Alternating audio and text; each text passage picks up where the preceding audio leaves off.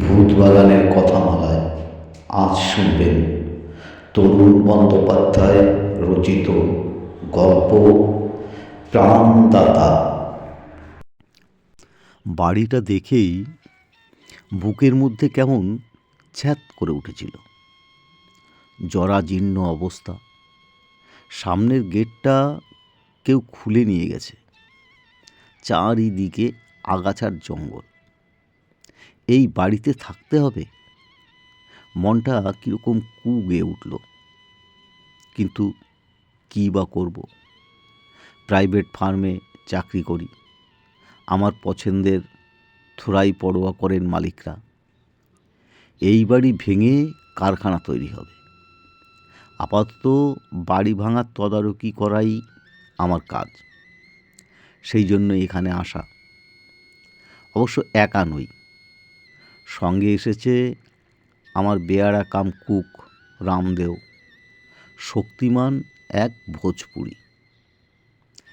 একটা ঘর পছন্দ করে সংসার পাতলাম। রামদেও গেল রান্নাবান্নার ব্যবস্থা করতে। আমি হাত লাগালাম খাট, চেয়ার, টেবিল ইত্যাদি সাজাতে গোছাতে। জায়গাটার নাম কীর্ণাহার। রামপুরহাটে নেমে 14 কিলোমিটার বাসে যেতে হয়। লাল মাটির দেশ। সব সাজিয়ে গুছিয়ে দোতলার বারান্দায় সবে চেয়ার পেতে বসেছি। এমন সময় রামদেও হাজির। কাচুমাচু মুখে কি যেন বলতে চায়। কী রে রামদেও, কিছু বলবি? রামদেও বলে, जी हाँ बाबू, ये मकान ठीक नहीं है, वो लोग बिगड़ जाएगा। হো হো করে আমি হেসে উঠলাম। ইও লোক? তার মানে ভূত? তা বেশ তো, টিভি ফিভি নেই, না হয় ফ্রিতে কিছু ভূতই দেখা যাবে। কি বলিস? আমার কথাটা বোধহয় রামদেওর পছন্দ হলো না। মুখ ভার করে চা আনতে চলে গেল। চা খাওয়া তখন আমাদের শেষ হয়নি। হঠাৎ রান্নাঘরের দিক থেকে বিকট ঝনঝন আওয়াজ। চায়ের কাপ হাতেই রামদেও ছুটল, পিছনে পিছনে আমি। গিয়ে দেখি বাসনপত্র সব ছত্রাকার। রামদেওকে ধমক দিয়ে বললাম, এত অসাবধান কেন তুই? নিশ্চয়ই বিড়াল ঢুকেছে, এই কাণ্ড করেছে। बिल्ली? लेकिन घुसेगा कैसे? खिड़की केवाड़ी हमने खुद लगा दिया। বিস্মিত রামদেও বলল, তবে কি ভূত? আবার একটু ধমক দেই, যা সব উঠিয়ে রেখে রাতের রান্না চাপিয়ে দে। সময়টা শীতকাল। রাতের খাওয়া সেরে একটা আলোয়ান নিয়ে ইজি চেয়ারে গা এলিয়ে দিয়েছি। চাদর মুড়ি দিয়ে রামদেও পাশেই বসে আছে। এ কথা ও কথার পরে ঠাট্টা সুরে বলি, কিরে রামদেও, তোর ভূতগুলো গেল কোথায়? ডাক, কমসে কম একটাকে তো দেখে যাই। রামদেও বলে, मजाक का बात नहीं है बाबू, जरूर कुछ है इस मकान में। आप विश्वास करें या नहीं, लेकिन ये सच है। সে আরও বলে, हम ही कुछ প্রেত বিদ্যা জানে। আমার গলায় এই যে তাবিজ আছে, इसीलिए कोई আমাকে कुछ করতে পারবে না। लेकिन आपके लिए हमार बहुत डर লাগছে। एक काम करे, आज रात हम लोग एक ही कमरे में सो जाए। প্রথম ভাবলাম রাজি হয়ে যাই ওর প্রস্তাবে। পরে মনে হলো ভয়কে প্রশ্রয় দিয়ে আমি হয়তো ছোট হয়ে যাব ওর চোখে। তাই বললাম, না না, তার দরকার হবে না। তুই এক কাজ করিস, রাতে একটু সজাগ থাকিস, তাহলেই হবে। তারপর কাল সকাল থেকেই তো এই বাড়ি ভাঙার কাজ শুরু হবে, তখন না হয় ডেরা ডান্ডা উঠিয়ে। আমার মুখের কথা তখনও ফুরোয়নি। বাড়ি কাঁপিয়ে কে যেন হো হো হো হো করে উঠে উঠল।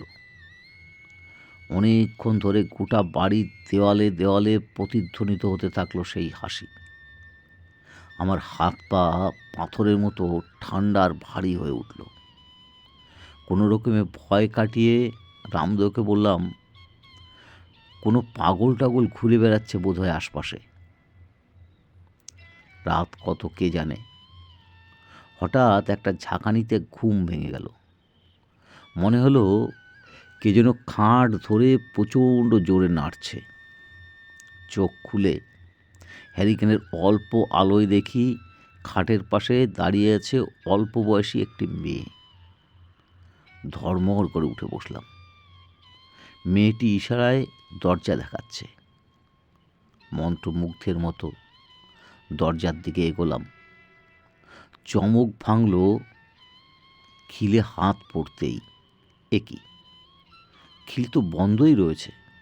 তাহলে তাহলে মেয়েটি বন্ধ করে ঢুকলো কি করে?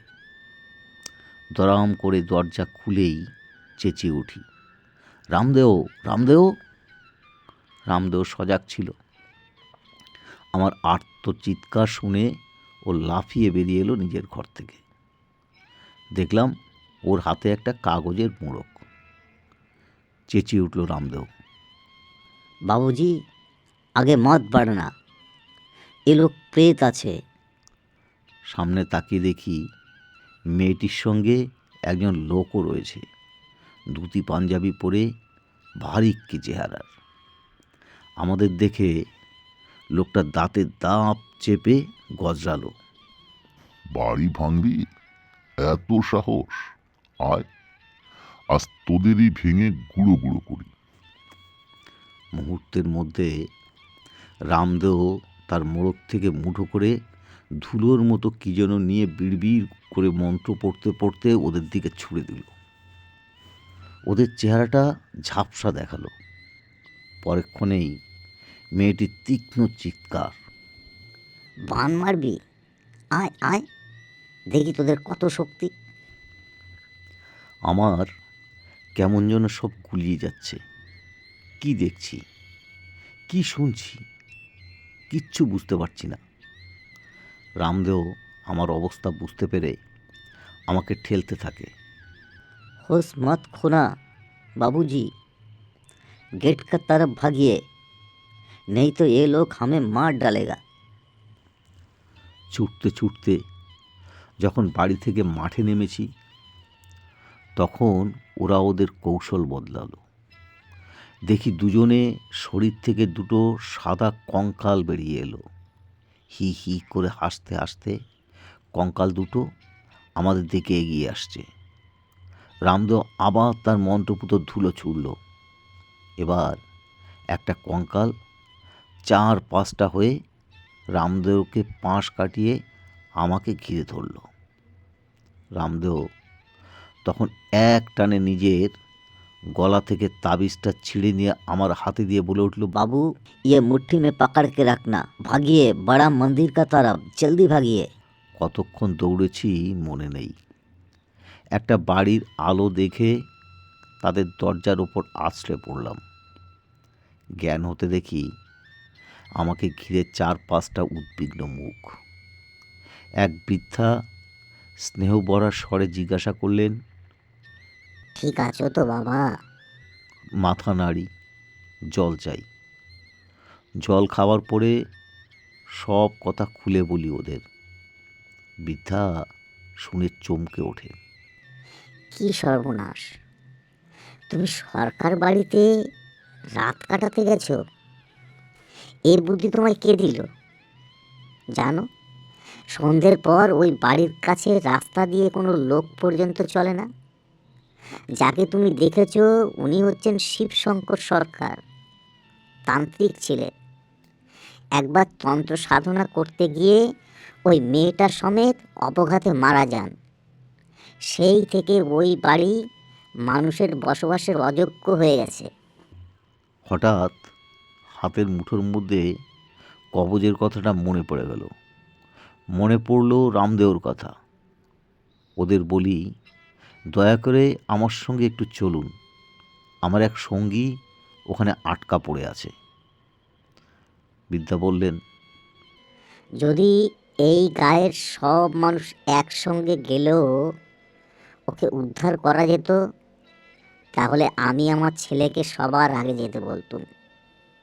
কিন্তু তা কিছুতেই হবে না, হওয়া সম্ভব নয়। মাঝখান থেকে গোয়ার্তুমি করতে গিয়ে আরও 2-4 জনের প্রাণ যাবে। তার চেয়ে সকাল হোক, তখন সবাই তোমার সঙ্গে যাব। তখন নিশাচরদের ক্ষমতা কমে যায়।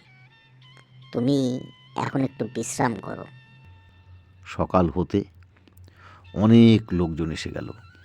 বুঝলাম এরই মধ্যে মুখে মুখে ছড়িয়ে পড়েছে কাল রাতের ঘটনার কথা। সবাইকে সঙ্গে নিয়ে ওই বাড়িতে গেলাম। ভেতরে আর ঢুকতে হলো না। গেটের সামনেই পড়ে আছে রামদেওর প্রাণহীন দেহ। মাথাটা ঘুরে গেল।